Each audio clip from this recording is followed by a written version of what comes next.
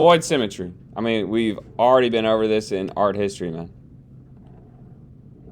I don't know why this is, but so many people, they just want to draw a flat, symmetrical, oh, whatever's on the left, that's on the right. Don't even think about it. Just put the thing right in the middle. Okay, we got to do better than just symmetry.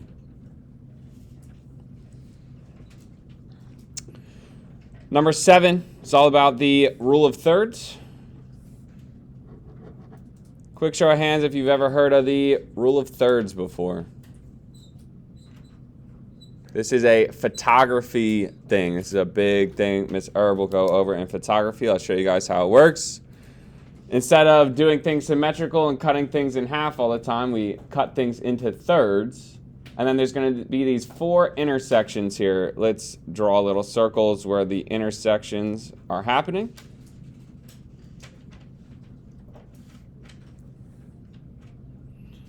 So instead of having your focal point smack right in the middle, you're going to be way better off having that center of interest, the emphasis, the focal point, a little bit off center. So that's what's going on in my sketch that you see on the right side of the screen there. And we can all just go ahead and kind of sketch this out with the pencil real quick. How this spiral ends up wrapping around this section. That intersection right there, that's the rule of thirds. You know, if it's a bit too big to fit on the left side of the composition, just let it crop off and then it'll show up again, the bottom corner.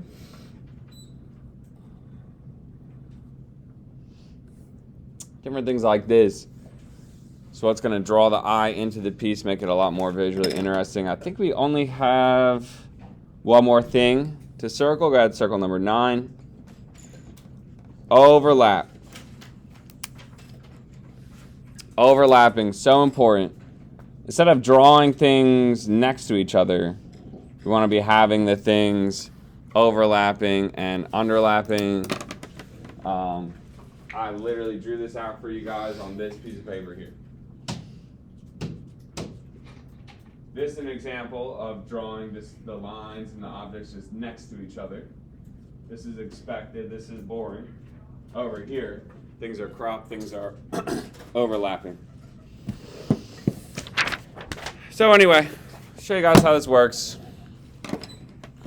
This is a little design I made with my first block.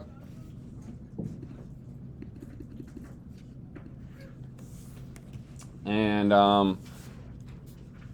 let's all turn in our sketchbook to a brand new piece of paper. We're sketching stuff out with the pencil.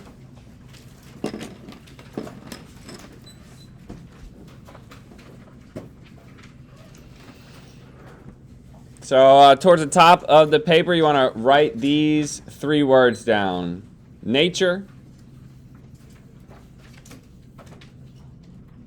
man-made, and combo.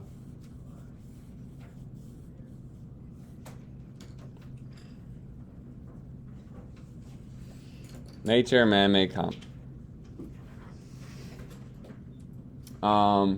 This is an example of a composition inspired by nature.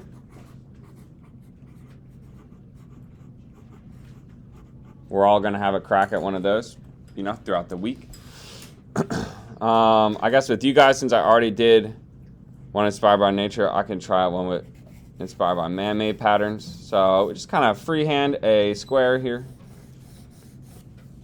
Freehand a square, it's about the size of a card, you know, 3 inches by 3 inches, somewhere right around there is fine.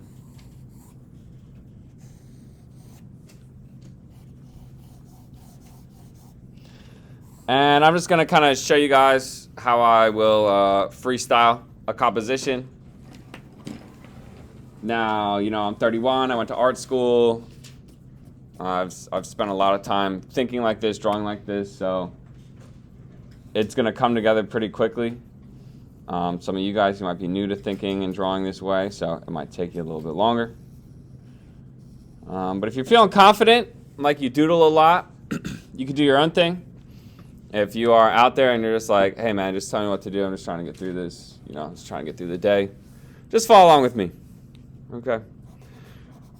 And like I already said, we're going to be focusing on some man-made patterns.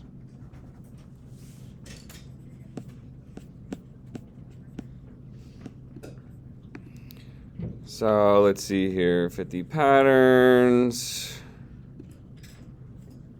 Just pick someone from the list here. And all I'm going to do is kind of zoom in on something that I think is looking kind of interesting. And I'll use that as the basis for an idea. So I mean something like this. We have this spiraling staircase. I'm already thinking about those rules of composition, okay? I'm not going to start right in the middle.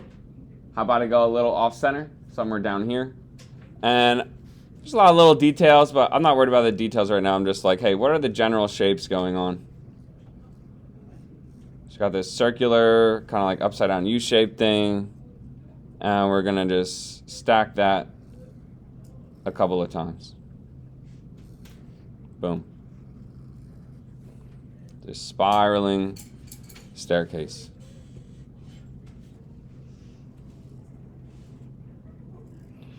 And then in these different sections, we have some horizontal lines.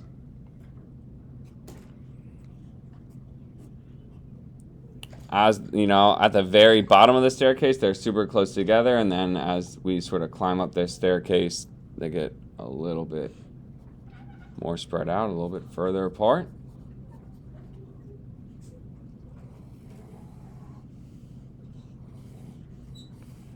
And it's totally fine if I'm not like drawing this like exactly what's going on in the picture. I'm just using it for inspiration. Just as a way of breaking up all this white space. That's number one, man. We got some white space. We gotta break it up. So that's kind of taking care of this bottom left corner of my composition here. And I'm done with this for right now. I'm done looking at this picture for right now. Let's find something else. Okay, so we have these like curvy looking bricks here. And something I want everyone to do right now is turn the piece of paper sideways. If we're constantly drawing from the same exact direction, that's something that can make things look very, very boring, very still, very stagnant. I kind of like what's going on with this brick pattern here, but I could do a little bit better. Once again, kind of how I was showing you guys, the stairs start close together and then they spread out. We could do the same thing with the bricks, where we could have these bricks really tiny, very thin, real crowded in this top corner here. And then as we come down this way through the composition, it can get a bit larger. And they can also be overlapping like that. Instead of just next to each other, we can have them overlapping, getting smaller and then getting slightly larger as we go throughout the composition here.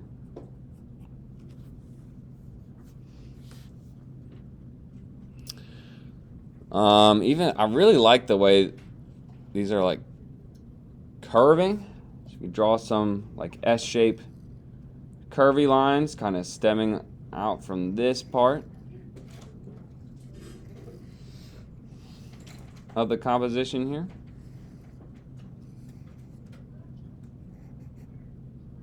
Once again, the lines are starting close together, and then as we move down, they're spreading further and further apart. And then going back this way, kind of throw down like a curvy, squiggly line like that. 1, 2, 3, getting closer together like that. And that's kind of setting up this sort of like checkerboard, wavy pattern thing. Already getting somewhere, man.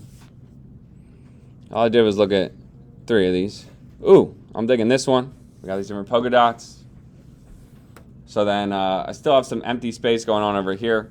This is where we can overlap some stuff. So that's why I love using the kneaded eraser. I can just sort of use it to lighten up an area. And just kind of throw one of these polka dot situations down here. Maybe a couple semicircles next to it.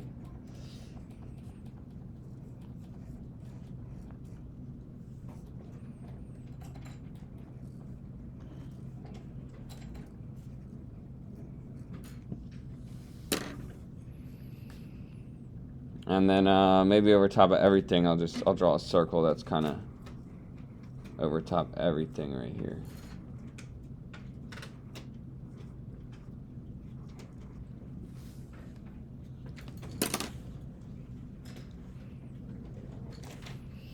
So this is the stage where I have created a composition. And then what would come next is all types of different mark making. Okay, but you can't really do the mark making without creating the composition first.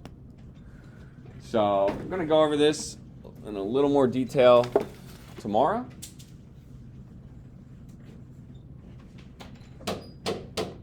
We end up with 4 different composition ideas. One inspired by nature, one that is man-made, one that's a combination of both, and then the 4th one would be your choice. But for right now, man, we're going to continue going in on this sheet here. Just wanted to preview for you guys what the next step is. That way, if you get done this a little early today, then just go right back to that sketchbook page and continue sketching out some different compositional ideas.